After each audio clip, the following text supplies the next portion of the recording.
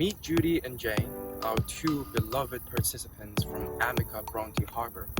Throughout their lives, they have witnessed the world from its technological dawn to today's artificial intelligence and Elon Musk. Join us in exploring the lives of these two amazing folks. So, hi Judy. Hello. It's a pleasure to interview you today. We've been working together for quite a bit, 7-8 months. So today I'll just be asking you some basic questions about your life because I understand you have been through a lot, history and stuff, and I'll just be asking you some related questions. So first, can you tell me a little bit about your background and where you grew up? I grew up on a farm, or born and grew up on a farm. Yeah, okay. And what are some of your fondest childhood memories? I was totally alone, so I had a wonderful time collecting bugs and just being fascinated, especially with spiders. That's great. And what are your profession or career before retirement, and what did you enjoy most about it?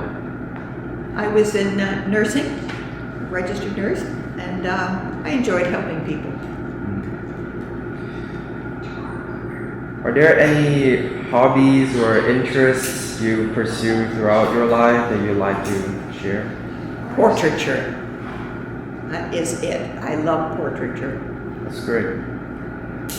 Can you describe a significant life event or moment that has had a lasting impact on you? Doris McCarthy asking me to travel with her with one other person for 2 weeks a year, and it was phenomenal. When is that? Yeah. This was a long time ago because she's dead now, but I traveled with her for 14 years when she turned 80. That's amazing. And what are some of the most significant changes you've witnessed the world during your lifetime? Well, I haven't paid too much attention to the world, but I'm glad it's still staying together, although I'm afraid it might not in the future. Yeah, that is a very real concern. What advice would you give to the younger generations? Follow your dreams and don't listen to your parents telling you what to do. Yeah. That's good advice for me as well. Are there any historical events or cultural changes that you think are significant? No, I haven't concentrated on any of those cultural things. So the last question is, what are your favorite books, music, movies that you want to share? I'm not much of a reader, but I'm a constant listener to music, and Bach is my very favoriteest. Okay. You want my poem? Yeah, sure. I lived on a farm, collecting bugs, nursing, looking after them. Then I fell in love with portraiture, especially traveling with Doris McCarthy, a famous painter of the Arctic's many places. Then home in the quiet of my studio, painting, listening to Bach. Curious. So, once again, thank you for interviewing with us, and thank you for supporting our program.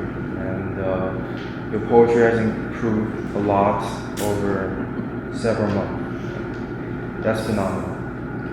So the first question is, can you tell me a little bit about your background and where you grew up? I was born in Toronto and I lived there until I was about 5. I spent the rest of my youth in Richmond Hill. What are some of your fondest childhood memories? You kind of forget them when you get old, but probably playing with my brother.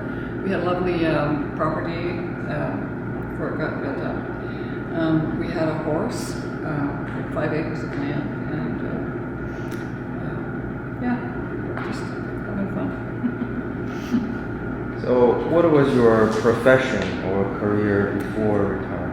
Okay, I was a nurse I took 11 years away from it when my children were small, and I went back to it. I enjoy working with people. helping them get healthy or get better or have a peaceful death, whatever challenges I had. That's great. Are there any hobbies or interests you pursue throughout your life that you would like to share? Well, I love to draw and paint. Those are my quiet ones. But I also love, I don't do it now, golf and cycling, curling, and cross-country skiing when I was younger. Yeah, it's good to have hobbies to keep yourself occupied. Can you describe a significant life event or moment that has a lasting impact on you? That's really hard because I would say there's several. The one I wrote down was surviving breast cancer when I was in my late 60s. But I'm thinking about it now, and actually my dad died when I was 16. That was a total life-changing event in our family. Yeah. And what are some of the most significant changes you've witnessed in the world during your lifetime? Well, they say our generation has had the greatest history because we lived through the Depression when I was born, and then World War II, and then everything got wonderful after the World War. We've had lots of opportunities to travel. Planes became popular as a way to travel, and there's been computers and the internet and the whole explosion of information. It's amazing. And what advice would you give to the younger generation based on your... Okay, you only have one life that we know of. You should do your best and enjoy it. Are there any historical events or cultural changes that stand out to you? Well, my personal take is I like to see the fact, well, it's not perfect yet, that women have come into their own. Because when I was young, women were really oppressed, so that they have more opportunities now to participate in anything in the world. So the last question, what are your favorite books, movies, or music from different periods of your life? I had to put down Elon Montgomery, who wrote the Anne books, because when I was young. But as I've gotten older, I prefer historical mysteries and things like that. Plus pure mysteries, full of things. I love to read. So you want to read your poem? Yes, well, it's not exciting. Anyway, this is a Fibonacci. One day, there was a challenge. Write a new poem. What new ideas evolve now? Wonders will never cease in our poetry classes.